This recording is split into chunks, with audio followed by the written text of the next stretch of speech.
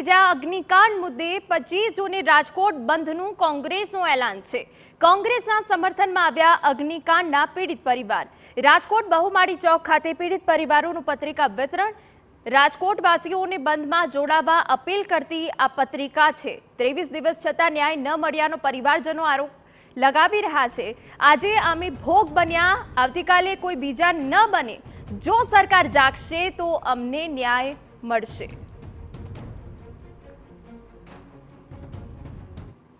TRP game zone अग्निकांडनी घटनाना घेरा प्रत्याघातो छे ते पड़ी रह्या छे। आगामी 25મી तारीखे કોંગ્રેસ દ્વારા બંધનું એલાન છે તે આપવામાં આવ્યું છે અને હવે તેની સાથે પીડિત પરિવારો છે તે પણ જોડાયા છે। આપને હું સીધા દ્રશ્યો બતાવવા માંગીશ। રાજકોટના બહુમાળી ચોક ખાતેના આ દ્રશ્યો છે કે જ્યાં અત્યારે પીડિત પરિવાર છે તે લોકોને અપીલ કરી રહ્યા છે કે આગામી 25મી જૂને રાજકોટ બંધનું છે ન્યાય માટે આ રાજકોટ બંધનું એલાન આપવાનું છે, ત્યારે તમામ લોકો તેમાં સહયોગ આપે। આપણે જે પીડિત પરિવારો છે તેની સાથે વાત કરશું। શું કહેશો આપ, શું અપીલ કરવા માટે આપ અહીં ઊભા છો અને શું લોકોને કહેશો? ફાસ્ટ ટ્રેક કોર્ટમાં કેસ જાય પ્લસ કડકમાં કડક કાર્યવાહી થાય, બે વસ્તુ।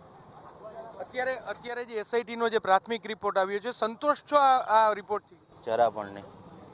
એસઆઈટીની પણ કોર્ટમાં કાંઈ વેલ્યુ જ નથી। એસઆઈટીની જે ગઠન કરેલી છે કંઈક વેલ્યુ તો હોવી જોઈએ ને। એસઆઈટીની વેલ્યુ વગરની કોર્ટમાં જે વસ્તુ એ લોકો નોંધ નથી લેતા, એ રિપોર્ટ ગમે એવો કરે આપણને ફેર શું પણ એ નથી। રાજકોટને બંધની અપીલ કરી છે। અમારા પરિવાર અત્યારે ગુમાવ્યા છે એક સભ્ય, એની આત્માની શાંતિ અને એને ન્યાય મળે તેના માટે રાજકોટવાસીઓને એટલી અપીલ કરી કે 25 તારીખે અમારા માટે બંધ રાખો।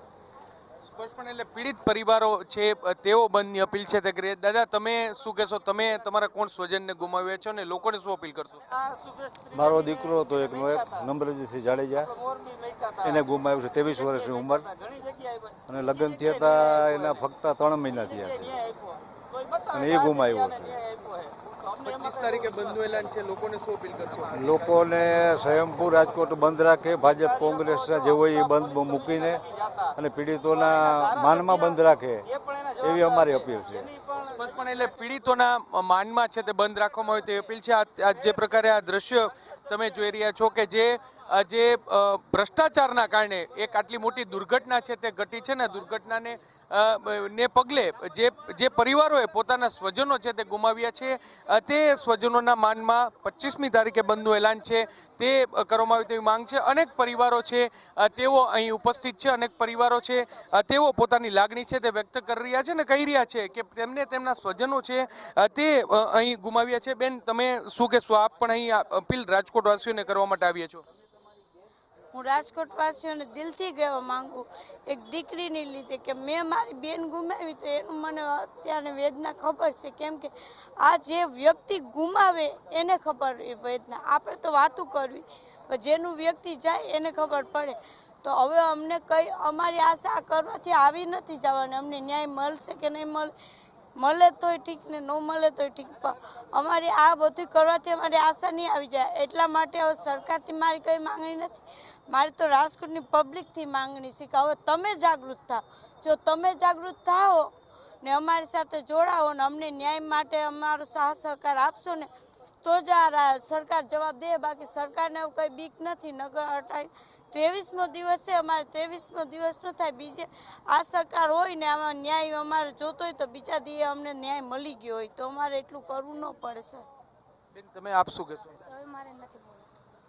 પરિવાર, પીડિત પરિવારો છે તે કહી રહ્યા છે કે ન્યાયની માંગ છે। આજે એમના પરિવાર પર આ આપદા છે તે આવી છે, બીજા પરિવાર પર આવી શકે છે, પરંતુ જો સરકાર છે તે કડક એક્શન લે તો આ પ્રકારની દુર્ઘટના છે તે બીજી વાર ન બને। અનેક પરિવારો છે તે પોતાની વેદના છે તે વ્યક્ત કરી રહ્યા છે ને આગામી 25મી તારીખે રાજકોટ બંધનું એલાન જે કોંગ્રેસ દ્વારા આપવામાં આવ્યું છે તેને પક્ષાપક્ષીથી દૂર થઈ અને દરેક રાજકોટવાસી છે તેમાં સહયોગ આપે અને તો જ સરકાર છે તે આગામી દિવસોમાં આ પ્રકારની દુર્ઘટના ન બને તે માટે કડક એક્શન લેશે તેવું તેમનું માનવું છે અને દરેક પરિવાર છે તે અત્યારે લોકોને અપીલ કરવા માટે બહુમાળી ચોક ખાતે એકત્ર થયો છે।